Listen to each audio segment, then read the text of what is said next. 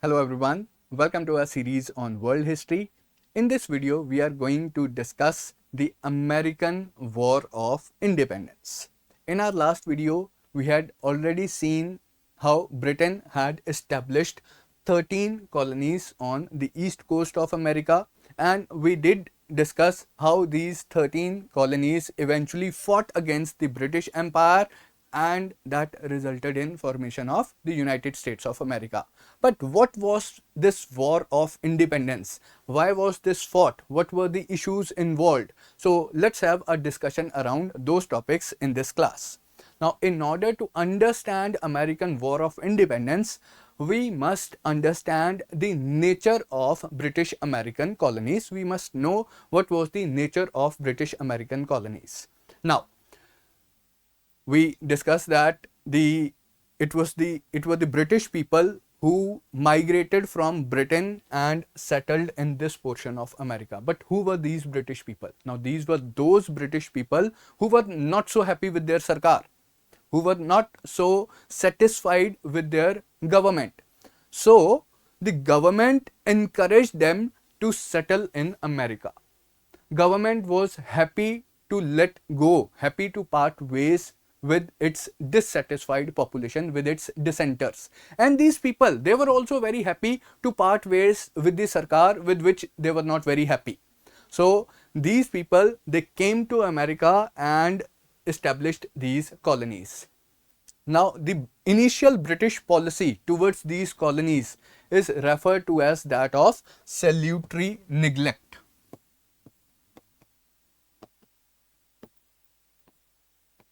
The British policy towards the colonies is described as that of salutary neglect. The colonies existed, they were part of the British Empire, but the British home government, it did not used to interfere in the internal working of the colonies. They were happy that the dissenters are there, they are doing whatever they are doing in America, and the dissenters were very happy. Okay, we are happy in the new continent that we have come, and we are happy to part ways with the home government. So there was a psychological distance between the British American colonies and the British home government. But this was to fundamentally change after an important event of world history, that is the 7 Years' War. The 7 Years' War. Now, this war was fought from 1756 to 1763. This war was primarily fought between Britain and France. Of course, Britain was supported by its own allies, France was supported by its own allies, but primarily the conflict was between Britain and France. Both these countries, they wanted to show each other, they wanted to compete with each other that which of these is the better colonial power, which of these is the dominant European power. The result of this 7 Years' War was that Britain defeated France. But this event, it had significant implications for the American history, the history of the British colonies in America. Now, by the Treaty of Paris that ended the 7 Years' War, it was signed in 1763. By this Treaty of Paris of 1763, French lost Canada to Britain. Now, just to the north of the British American colonies, originally there was the French colony of Quebec. Now, these British American colonies, they were always insecure that French may attack them, because Britain and France, they did not share very friendly relations in Europe. So these British American colonies also were insecure that French may not attack them. So these British American colonies, they were dependent on the home government for their protection.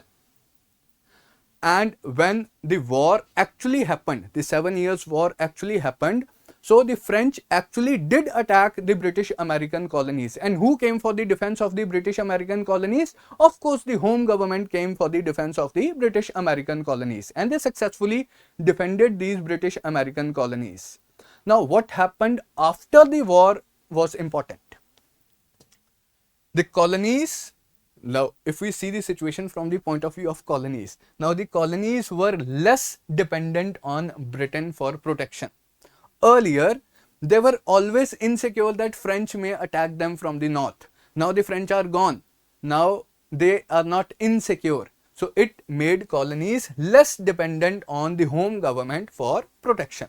On the other hand, seeing the situation from the point of view of the home government, they were like, okay, we had never interfered in your working, we had never imposed too many taxes on the colonies, but during the 7 Years' War, we had I'm sorry, during the 7 Years' War, we had to spend a lot of money for your defense. We had to spend a lot of men, material, resources for your defense. Now we want to recover the cost of your defense.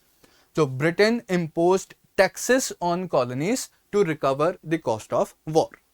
So we had not done that before, but now because it had been a very costly war for us, we would tax the colonies to recover the cost of war. So British government passed a series of taxes imposing economic restrictions on the colonies. For example, the Sugar Act, for example, the Stamp Act, for example, the Declaratory Act. Now, the Declaratory Act was not an act that imposed taxes, but it was, as its name says, it was a declaration. It declared the right of the home government to tax the colonies, that home government can impose any tax on the colonies and colonies cannot refuse. Now that was the attitude of home government, British home government. On the other hand, colonies, they responded by raising the slogan, no taxation without representation. Now they were very confident. The French threat is gone. We don't need the protection of home government. They confidently told the home government that if you want to impose taxes on us, then you must have our representatives in the British Parliament. No taxation without representation. Of course, the British home government refused. The immediate trigger for the American War of Independence was the tea policy of Lord North. Now, Lord North was the British Prime Minister at that point of time. So, what was his tea policy? He allowed East India Company, the same British East India Company that ruled over India, he allowed that East India Company to sell tea directly to America. But the Americans were asked to pay extra tax on tea. That was unacceptable to the Americans. They did not want to pay any extra tax on tea. So they opposed this tea policy, and in one of the incidents, it led to many violent incidents, and one of those violent incidents was the Boston Tea Party that took place on 16th December 1773. Now, in this incident, the revolutionary Americans, they entered Boston Harbor, they boarded the ships of East India Company and they threw the cargo of tea into the sea. Now, this incident infuriated the British home government, that how can colonists do that? How can Americans do that? They responded by passing the Intolerable Acts. They declared the colonies to be in a state of rebellion, and the ground was prepared for open military confrontation. So that was the starting point of American War of Independence. The first war, the first battle of the American War of Independence, it was fought at Lexington and Concord. The Battle of Lexington, the Battle of Concord, these were the earliest battles of the American War of Independence. They were fought in 1775. Now, how were colonies able to give a military challenge to such a mighty empire? British Empire, it was at the height of its power. How were these colonies able to provide a military challenge to the British Empire? So for that purpose, they came together. There were 13 colonies. They realized that it won't be possible for them to deal with the home government individually. So they came together and they formed their organization that they called Continental Congress. This Congress was assembled. This This Congress assembled at Philadelphia. Now, this Congress decided to raise a continental army. George Washington was appointed as the supreme commander of the Continental Army. Now, this Continental Army fought against the British Army. The final battle took place at Yorktown in 1781. In this battle, the Continental Army, the American Continental Army, defeated the British Army. The British troops were led by Lord Cornwallis, and the British troops under Lord Cornwallis, they surrendered to the American troops. Oh, that is the famous photograph that we had been seeing. So Lord Cornwallis, he is surrendering to George Washington. And who is this personality in the middle? He is General Lafayette. Now, during this American War of Independence, French also participated. So, French supported the cause of the British American colonies. They supported the colonies in their fight against the British Empire. So, lastly, when the war came to an end, it was the French General Lafayette who tried to mediate between the two groups, and eventually when the Treaty of Paris was signed. Why treaty was signed at Paris? Because it was France that mediated between British Empire and the United States of America. Therefore, the final peace treaty was signed at Paris in 1783. Now, during the War of Independence, an important political event happened.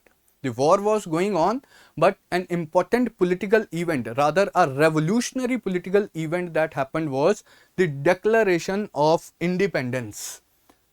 The colonies were like, okay, we are fighting against the British Empire today or tomorrow. One day we are gonna defeat the British Empire, but today we are declaring ourselves to be independent.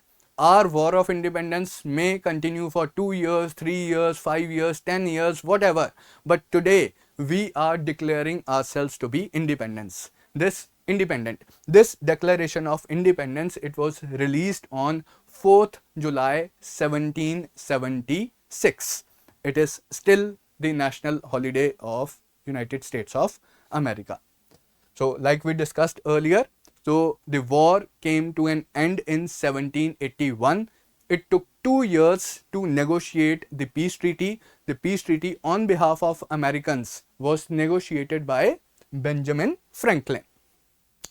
And by this treaty of Paris 1783, Britain was forced to accept the independence of the United States of America. Like we discussed in the last video, the boundaries of this new country were defined by this Treaty of Paris. The country extended from Atlantic Ocean in the east to Mississippi River in the west, from the Great Lakes in the north to Florida in the south. And Britain recognized the independence of United States of America. So that is all as far as this video is concerned. Stay tuned for more so interesting videos.